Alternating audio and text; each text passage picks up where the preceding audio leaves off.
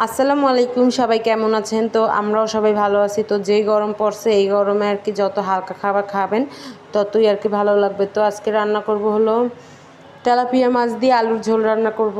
তো এটার জন্য আমি আলু কাটে নিয়েছি, মাছটা সুন্দর ভাজিয়ে নিয়েছি। তো তার মধ্যে মরিচ দেবো, পেঁয়াজটা আগেই ভাজা হয়েছে।